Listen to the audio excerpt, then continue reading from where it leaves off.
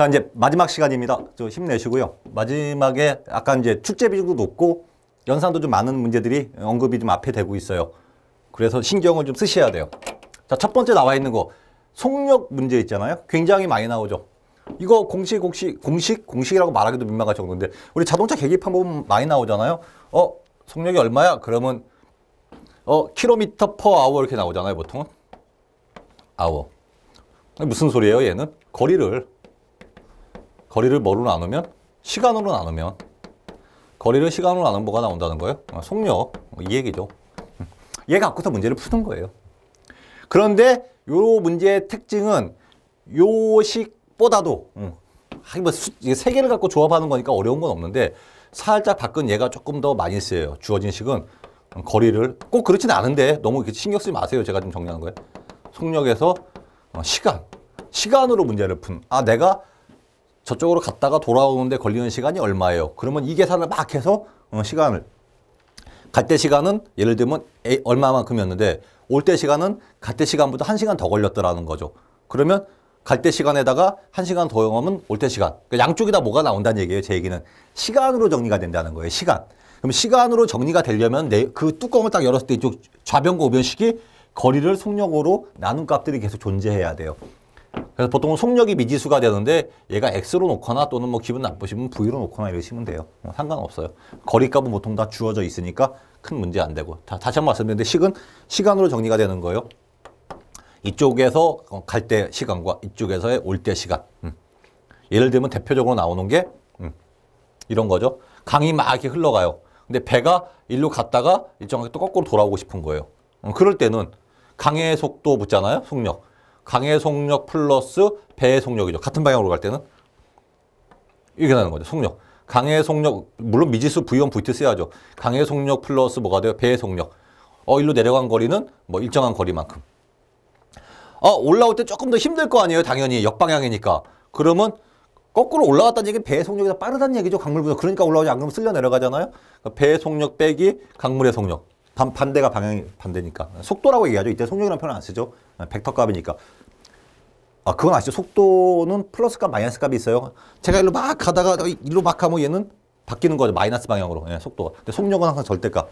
그러니까 배가 왔다 갔다 할 때는 속력이라는 표현보다 속도라는 표현을 써야죠. 그래서 배가 가는 거 빼기 강물이 올라가는 거. 그 다음에 이쪽 거리. 그럼 시간이 이게 시간이란 말이에요. 근데 시간이 똑같을 수가 없잖아요. 배가 일로 흘러갈 때하고 역류할 때하고. 이쪽으로 하는 게 더 걸릴 거 아니에요. 그러니까 플러스 얼마만큼 시간을 더하면 같다라는 거죠.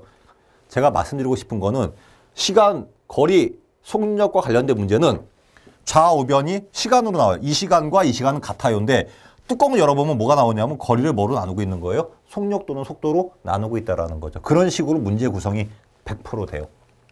주로 미지수는 몰라도 시간을 미지수로 놓는 게 아닙니다. 속력이나 속도가 미지수로 잡혀요. 일반적으로. 이것만 아시면 이제 문제를 풀어나가시면 돼요. 이거 배가 아니더라도 이거죠. 에스컬레이터를 승질이 급하죠. 한국 사람들. 막 내려가고 있는데 또 같이 뛰어 내려가죠. 근데 가끔씩 미친 사람도 있습니다. 엘리베이터가 막 내려가도 거꾸로 올라오는 놈도 있어요. 정신 못 차리고 있는 거죠. 그랬을 때 맞춰 나가는 그런 사례는 안 나오겠죠. 약간 제정신이 아닌 사례니까.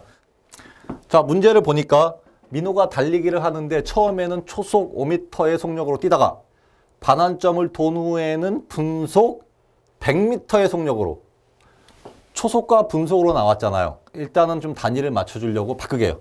분속으로 다 바꿀게요. 왜냐하면 100m의 속력으로 걸어서 몇 분 동안? 30분 동안 5km를 다 시간이 분 단위로 나오고 있으니까 다 바꿔줘야죠. 1분에 60초 곱하니까 5 곱하기 60 하면 5, 6에 30 그래서 300m 이렇게 되는 거죠. 자, 단위가 여기 또 킬로가 있잖아요. 얘도 얼마가 되는 거예요? 5,000km 이렇게. 5,000m 이렇게 바꿔버려요. 출발점에서 반환점까지 거리를 구하래요. 그 구하고자 하는 거를 우리는 항상 X라고 놔두는 거예요.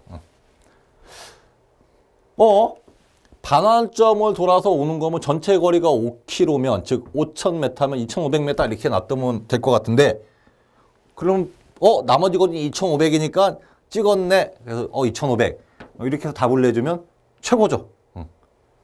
역시 문제가 빨리 풀 수 있어. 이러면은 이제 끝나는 거예요. 그렇게 하시면 안 되죠. 문제가 그게 아닙니다. 출발점이 여기 있어요. 이거 출발점이라고 생각을 하면 반환점이 되겠죠. 동그라미 반환점이라고 할게요. 무슨 얘기인지 자세히 다시 보겠습니다. 문제 분석을 잘 하셔야 돼요. 초속 이런 건 다 버리고 그냥 300m의 속력으로 뛰어요. 자, 이쪽으로 쭉 오는데 여기를 얼마만큼? 300m, 300이죠.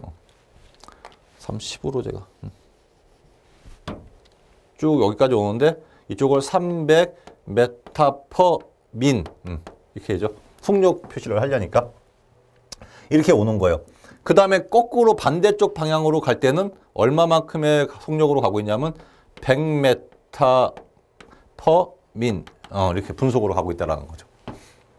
그랬을 때 뭐를 구하라고 얘기를 하고 있냐면 요 반환점까지 요 거리를 구해주세요. 요 거리 구하려고 하는 걸 우리 항상 x로 놓는다는 거죠. x. 그랬는데 이 시간이 총 얼마 걸렸나 보니까 30분 걸렸다는 거예요. 그래서 갔다가 다시 오는데 30분 걸렸대요. 근데 거리가 총 5km를 했으니까 2.5km 이렇게 가면 좋겠는데 말뜻을 잘 보면 그게 아니에요.